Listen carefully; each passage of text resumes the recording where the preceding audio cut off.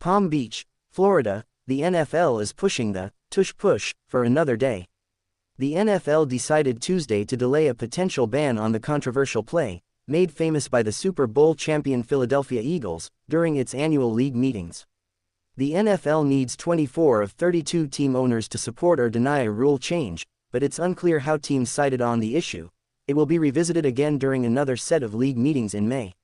Rich McKay, CEO of the Atlanta Falcons CEO and co-chairman of the NFL's competition committee, said the NFL teams discussed the play for about 30 to 40 minutes on Tuesday.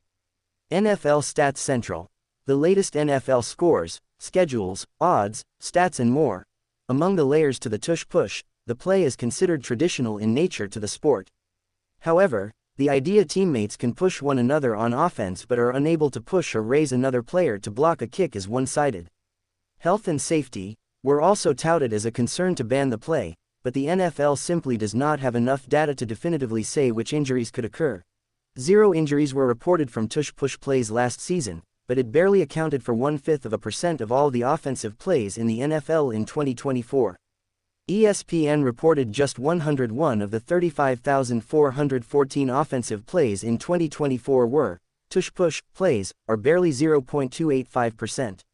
I would definitely say there are some people that have health and safety concerns, but there's just as many people that have football concerns, McKay said. It was much more about the play, the aesthetics of the play. Is it what football has been traditionally or is it more of a rugby play? McKay said the tush-push play is essentially fruit from a previous rule change. In 2004, the NFL allowed players to push and pull because it became difficult to judge downfield pass plays. The proposal to ban the play was initiated this offseason by the Green Bay Packers, who coincidentally lost twice to the Eagles last season. Green Bay asked to reintroduce 2004 language when the proposal is tabled again in May, McKay said.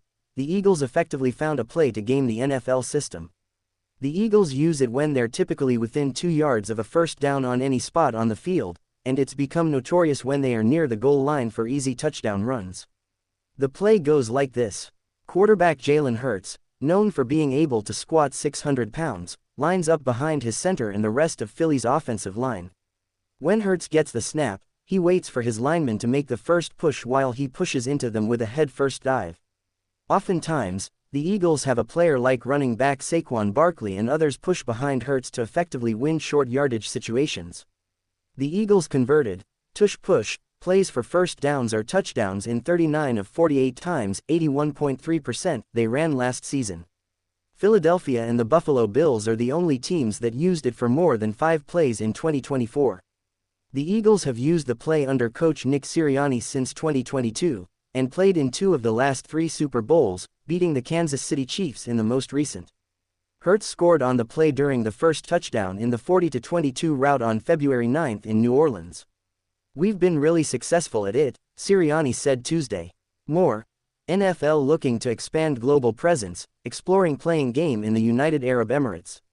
Sirianni, a former offensive coordinator with the Indianapolis Colts, started employing the play with backup quarterback Jacoby Brissett coming on the field for oft-injured former starter Andrew Luck in 2018, when Brissett was a starter in 2019, and Philip Rivers' lone season with the club in 2020.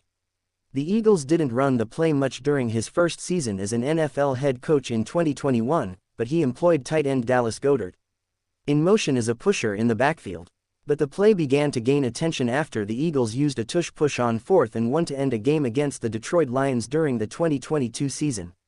That was a pretty important quarterback sneak that happened. Let's make sure we get them in, Sirianni said about practicing the play more at the time. They kind of evolved from there with different formations, different pushers. Then we turned it into 2 pushers. And just a cool evolution. And then what happened was all the compliments that come off of it, and all the cool things that you can do off it. However, the Packers cited player safety as a main reason for opposition. The play puts NFL players in an unsafe position, critics of the play say. Players are crouched over and dive head first into the line.